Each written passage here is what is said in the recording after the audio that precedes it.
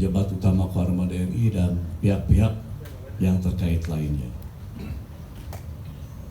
Kami menggelar konferensi pers ini untuk memberikan tanggapan resmi atas kesimpang siuran pemberitaan terkait insiden atau kejadian penembakan di kilometer 45 res area tol Merak Tangerang pada tanggal 2 Januari 2025 yang diduga melibatkan 3 oknum anggota Angkatan Laut. Kami ingin menegaskan bahwa TNI Angkatan Laut tidak tinggal diam menghadapi permasalahan ini. Kami telah berupaya mengambil langkah cepat dan transparan untuk mencari bukti-bukti guna mengungkap kejadian sebenarnya melalui proses penyelidikan bersama antara Puspomal dan Polda Banten. Saya pertama kali menerima laporan terkait insiden ini pada tanggal 2 Januari 2025 malam sekitar pukul 20.00 dari Asintel Pangkoarmada RI bahwa 3 anggota yang pada saat itu berada di Pangkalan Pondok Dayung, yaitu Sertu AA, Sertu RH, dan KLKBA, di mana mereka mengalami pengeroyokan oleh sekitar 15 orang tak dikenal di rest area kilometer 45 tol Merak Tangerang. Insiden berpangkal dari permasalahan pokok yaitu pembelian mobil. Dalam insiden tersebut diakui bahwa salah satu anggota melakukan tindakan penembakan. Setelah diketahui kemudian mengakibatkan korban. 1 orang meninggal dunia dan 1 orang luka-luka. Saat ini ketiga anggota tersebut proses penyidikan di Puspomal. Baru saja kami telah mengikuti paparan gelar perkara dari Polda Banten, dan sini juga hadir Bapak Kapolda Banten terkait perkembangan kasus ini. Kemudian bila penyidikan terhadap oknum anggota yang terlibat oleh Puspomal selesai, selanjutnya akan dituangkan dalam berita acara pemeriksaan atau BAP. TNI Angkatan Laut sangat menghormati proses hukum dengan menjunjung tinggi asas praduga tak bersalah. Dalam penjelasan ini tidak ada yang ditutup-tutupi, semua terbuka. Kami ingin menegaskan sikap TNI Angkatan Laut bahwa siapapun anggota kami bila terbukti bersalah, kami akan tindak tegas sesuai peraturan perundang-undangan yang berlaku di TNI. Untuk memberikan informasi lebih rinci mengenai kronologi dan perkembangan penyidikan akan disampaikan dari pihak Polda serta Puspomal. Setelah itu dibuka sesi tanya jawab bagi rekan-rekan media. Demikian pengantar dari saya. Terima kasih atas perhatian. Kami persilakan pertama dari pihak Polda Banten untuk menyampaikan penjelasan yang akan disampaikan oleh Kapolda Banten. Dilanjutkan nanti penjelasan dari dan Puspomal. Silakan. Terima kasih. Baik, terima kasih Bapak Panglima. Assalamualaikum warahmatullahi wabarakatuh. Salam sejahtera untuk kita sekalian. Yang saya hormati Bapak Pangkoarmada RI, Laksamana Madya TNI Dr. Denny Hendrata, SE MM CHRMP. Yang saya hormati para PJU Ormada RI, Bapak dan Puspomal, Laksda TNI Sasmita Esa, dan seluruh awak media yang saya cintai dan saya banggakan. Pada hari ini kami selaku Kapolda Banten akan menyampaikan hasil penyidikan yang telah kami lakukan, tentunya atas koordinasi bersama dengan pihak Puspomal TNI Angkatan Laut, karena kejadian yang berakhir adanya penembakan itu bermula dari kasus penggelapan terhadap sebuah kendaraan yang ditangani oleh Polda Banten. Kami akan sampaikan, yang pertama, kasus ini dilaporkan kepada kami terkait dengan tindak pidana penggelapan sesuai dengan pasal 372 KUHP. Sesuai dengan laporan polisi yang diterima oleh Polsek Rajek Polres Kota Tangerang tanggal 2 Januari 2025.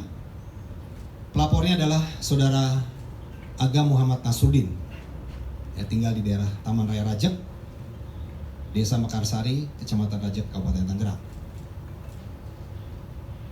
Waktu dan tempat kejadian penggelapan ini adalah di CV Makmur Raya, ya, tempat rental kendaraan. Pukul 00.15 ya, dilakukan penyewaan di Taman Raya Rajek Blok I 15 RT 015 RW 005 Desa Mekarsari, Kecamatan Rajek, Kabupaten Tangerang. Yang disewa adalah Honda Brio warna orange, nomor polisi B2694 KZO. Ya. Yang disewa oleh seorang warga Pandeglang bernama AS. Yang selanjutnya AS ini menyerahkan, ya, setelah dia menyewakan diserahkan pada Saudara IH, ya, yang saat ini masih DPO. Ya. Kemudian Saudara IH ini bukan hanya dia dititipkan kendaraan oleh AS saja, tapi juga dia menyiapkan, ya, KTP palsu dan KK palsu, ya, atas nama AS, ya, atas nama AS. Ya, tentunya ini sebagai syarat dokumen penyewaan kendaraan. Untuk bisa menyewa dia harus menggunakan KTP dan KK, tapi dia menggunakannya KTP dan KK palsu. Ya. Kemudian dari Saudara IH dia menyerahkan lagi ke Saudara RH. Ya. Nah, RH ini, ya, kemudian dijual, ya, kepada Saudara IS dengan harga 23 juta. Ya. Nah, kemudian dari Saudara RH, ya, baru diserahkan kepada atau dijual kepada Saudara AA, ya, Oknum TNI Angkatan Laut, ya, melalui Saudara SY. Harganya sudah naik, ya, dinaikin menjadi 40 juta. Saksi-saksi yang kita periksa 13 orang, ya, baik saksi-saksi yang ada di TKP maupun juga saksi penangkap. Kemudian barang bukti yang kita amankan, yang pertama adalah surat BPKB kendaraan Honda Brio warna orange tahun 2021 Nopol B2696 KZO. Kemudian juga sebuah surat STNK kendaraan Brio warna orange tahun 2021. Kemudian 1 unit kendaraan Honda Brio berwarna orange atas nama Siska Widiatuti, ya. Kemudian sebuah kunci kendaraan, 1 lembar tanda terima sewa kendaraan, kemudian 1 buah KTP palsu, 1 lembar KK palsu, ya, kartu keluarga palsu, kemudian ID card palsu, dan sebuah fotokopi STNK Brio.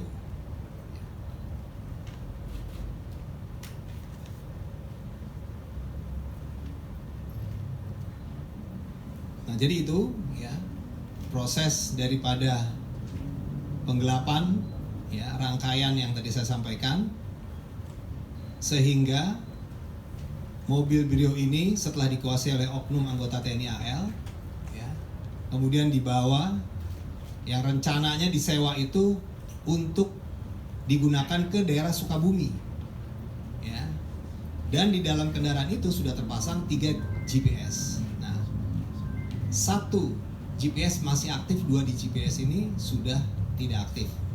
Karena 2 GPS ini mati, maka si pemilik rental, ya, Saudara Agam dan ayahnya dan juga stafnya, keluarganya melakukan pencarian secara sendiri, ya, secara mandiri, sehingga menemukan informasi kalau mobil ini ada di sekitar Pandeglang, ya. Kemudian dilakukan pencarian ke arah sana secara mandiri, ya, sampai dengan kendaraan ini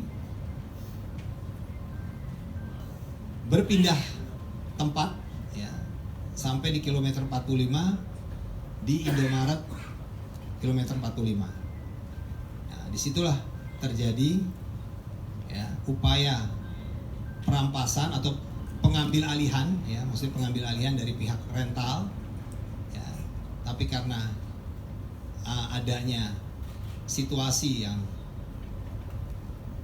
agak tarik menarik di sana sehingga terjadilah penembakan. Nah, nanti akan disampaikan untuk kejadian penembakan dari Pak dan Puspomal. Seperti itu.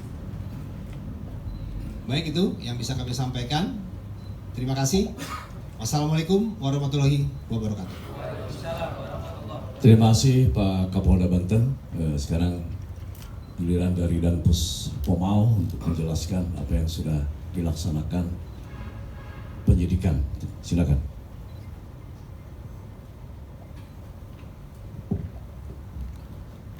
Bismillahirrahmanirrahim. Assalamualaikum warahmatullahi wabarakatuh. Yang terhormat Panglima Armada RI beserta seluruh PJU, saya hormati Kapolda Banten, Panglima Armada 1 dan rekan-rekan wartawan. Pertama-tama saya mungkin menyampaikan sekali lagi selamat tahun baru. Kemudian saya pribadi menyampaikan ucapan bela sungkawa kepada pihak keluarga atas kejadian ini. Kejadian dan musibah ini tentunya kita tidak menginginkan semuanya, tidak menginginkan ini akan terjadi.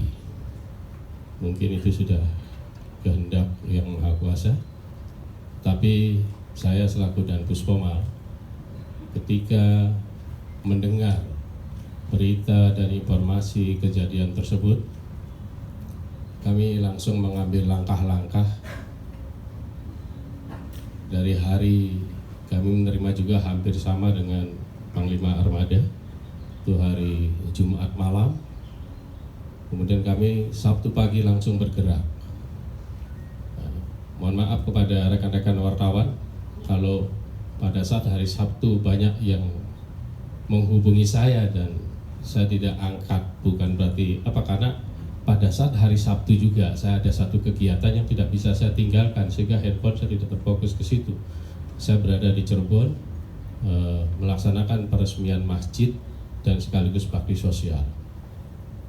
Tetapi staf kami pada hari Sabtu itu sudah bergerak mencari bukti-bukti awal dan berkoordinasi dengan institusi yang terkait, terutama dengan pihak kepolisian, dengan Polda Banten khususnya. Kami selalu berkoordinasi untuk mencari titik terang. Dari hasil penyidikan itu benar bahwa penembakan yang terjadi di kilometer 54 dilakukan oleh oknum 445 dilakukan oleh oknum TNI Angkatan Laut. Sebagaimana yang telah disampaikan oleh Bapak Panglima Armada RI maupun Bapak Kapolda Banten, kami Puspomal akan terus mendalami dan sekarang sudah dalam proses penyidikan. Pelaku sudah kami amankan. Kami dari jajaran TNI Angkatan Laut, sebagaimana disampaikan oleh Panglima Armada RI, kami akan selalu terbuka dan akan menyampaikan fakta apa adanya. Apabila ada satu keterlibatan yang betul mengarah pada suatu tindak pidana, jajaran polisi militer tentunya akan memeriksa sesuai dengan ketentuan hukum yang berlaku. Maka dari itu kami mohon kepada rekan-rekan wartawan, berikan waktu kami untuk melakukan ini. Kami bekerja terus, bahkan bukan hanya siang, tapi siang malam kita melakukan pengejaran, melakukan pengumpulan saksi-saksi dan pengumpulan barang-barang bukti yang ada yang terkait dengan peristiwa ini, sehingga peristiwa ini akan terang apa sih yang sesungguhnya akan terjadi. Tetapi secara gambaran tadi terjadi penembakan sebagaimana yang telah disampaikan oleh Bapak Kapolda tadi. Itu lebih gamblang tuh dari Bapak Kapolda, dan nanti akan kami dalami lagi sehingga peristiwa ini betul-betul akan menjadi terang. Yakinkan kepada kami bahwa kami jajaran TNI Angkatan Laut akan memproses sesuai dengan ketentuan yang berlaku. Yakinkan itu. Ya, karena sampai dengan saat ini kita banyak sekali kejadian-kejadian yang selalu melibatkan anggota TNI Angkatan Laut. Ya, apabila itu terbukti, dan kita akan langsung kepada proses-proses hukum. Seperti, mohon maaf kalau saya singgung sedikit, peristiwa Nias. Mungkin ada satu pembunuhan di Nias pada saat pencalonan masuk anggota TNI AL, dan kita proses, dan itu sudah putusannya adalah seumur hidup, dan itu kita proses. Bahkan itu yang melakukan, mohon maaf nih, yang melakukan penipuan tersebut, pembunuhan tersebut adalah anggota Pomal itu sendiri, seorang bintara. Ini sebagai bukti bahwa TNI Angkatan Laut akan konsisten dengan penegakan dan komit dengan penegakan hukum itu sendiri. Mungkin sedikit itu yang saya sampaikan proses, karena sampai dengan saat ini masih terus bergulir proses itu kami laksanakan, dan pelaku sudah kami amankan, dan beberapa barang bukti juga sudah kami terima baik dari Polda maupun yang dapat kami temukan di lapangan. Demikian, terima kasih. Assalamualaikum warahmatullahi wabarakatuh.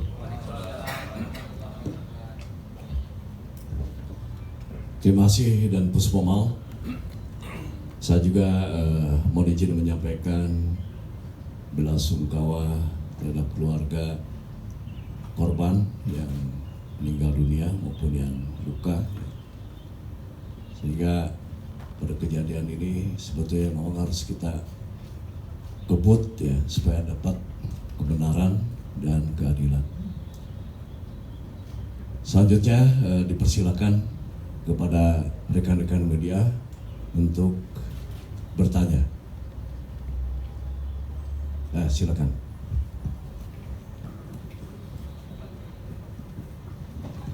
Selamat pagi menuju siang, Pak Panglima, Pak Dan Puspomal, Pak Wasintel, Pak Kapolda, pejabat tinggi TNI AL yang lain. Izin Bapak, nama saya Santi Pak dari media IDN Times.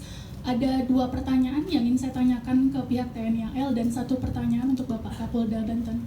Yang pertama Pak, ke Pak Dan Puspomal dulu. Berdasarkan pemeriksaan awal, itu kan ada 2 korban yang terkena luka tembakan dan 1 meninggal. Apakah yang menembak adalah 1 orang menembak 2 orang yang berbeda, atau 2 orang masing-masing menembak 1? Karena berdasarkan informasi yang media terima, yang diamankan sejauh ini ada 2 anggota TNI AL. Begitu. Kemudian ke Pak Pangku Armada, Pak izin, di media sosial dan di publik itu terbentuk persepsi bahwa oknum anggota TNI AL ini diduga membackingi begitu. Jadi bukan seperti yang digambarkan oleh Pak Kapolda, menjadi pembeli dari mobil yang mungkin mereka tidak tahu bahwa mobil itu sebenarnya sudah digelapkan dari pelaku pertama yang menyewa mobil dari korban begitu Pak. Bagaimana tanggapan TNI AL terhadap persepsi yang sudah kadung terbentuk di ruang publik ini? Itu. Kemudian untuk Pak Kapolda Banten, izin Bapak, sebelumnya kan korban juga sempat mengaku kepada media gitu, sebelum mendatangi pelaku sempat meminta bantuan atau pendampingan kepada pihak kepolisian, tetapi diragukan karena diduga adalah pihak leasing, bukan pemilik dari mobil yang akan diambil, karena ada indikasi GPS itu nonaktif sehingga dikira akan dicuri gitu Pak. Apakah sudah terkonfirmasi, karena kan diperiksa oleh Propam ya Pak saat ini, itu bagaimana hasil pemeriksaannya, dan apa alasan menolak memberikan pendampingan bantuan kepada korban yang ingin mengkonfrontir pelaku yang diduga akan mencuri mobil itu? Terima kasih Pak.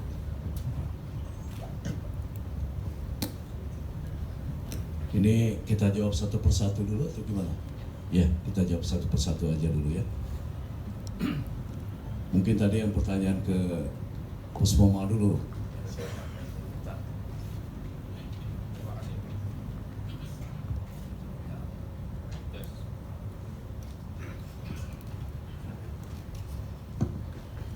Terima kasih Pak atas pertanyaannya. Jadi yang melakukan penembakan itu adalah 1 orang, nembak kedua.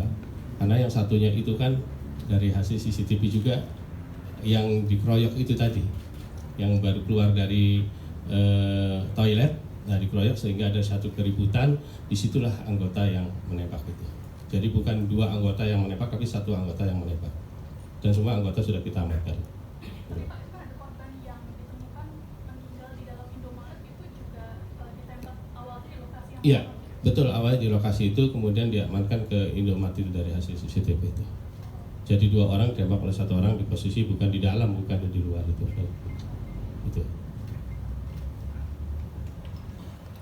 Saya menjawab bagian saya, yaitu persepsi publik bahwa sudah terbentuk anggota TNI AL ini yang membackingi penadah. Justru saya gelar konferensi pers ini untuk supaya semua tahu ya, bahwa kejadian yang sebenarnya seperti apa. Makanya kan ini dihadirkan Bapak Kapolda Banten dan Pus Pomal ya. Dan informasi awal yang saya terima itu ya, pengakuan langsung ya kan, dari 3 anggota ini ya nanti kan bergantung kepada hasil penyelidikan dari dan Puspoma ya sementara ini kita melihatnya ini adalah murni sebagai pembeli karena ingin memiliki sebagai kendaraan untuk pribadi. Dan nanti mungkin akan dijelaskan oleh Dan Puspomal bagaimana rangkaian tadi sudah disampaikan ya kan. Bagaimana kejadian itu juga tampak tidak ada rasa bersalah ya kan. Dan itu ada rangkaian tadi menurut pengakuan dari salah satu anggota ya itu kan tadi sebutkan dari Bapak Kapolda beli dengan 40 juta dan itu kan mobil diambil tanpa surat dan itu ada perjanjian yang mungkin nanti akan didalami benar apa tidak ya itu nanti dari Dan Puspomal. Nah sebetulnya harga itu juga belum selesai ya. Tadi kan bukti transfer DP 40 juta ya. Dan itu ada di dalam pembelian itu kan awalnya dari online seharga 135 juta. Nah karena si penjual itu tidak bisa memberikan surat STNK dan BPKP, makanya perjanjian ya dan sebetulnya itu sudah mau di cancel ya kan, nggak jadi lah gitu kan. Nah tapi ya bujuk rayu tadi situ akhirnya ya dibawa juga. Nah mungkin ini bisa salah satu yang bisa dikembangkan ya kan karena kami dapat laporan kan tidak hanya sekedar ini pangkalnya apa sih masalahnya pasti saya sebagai atasan ya kan mereka juga ingin mendalami supaya saya bisa melihat ke dalam ini prajurit ini melakukan apa ya dan tentu kita tidak punya kewenangan untuk melaksanakan penyidikan ya dan tanpa ada kerjasama ini tentu tidak akan bisa dapat diselesaikan di pengadilan nanti. Terjawab ya, Mas.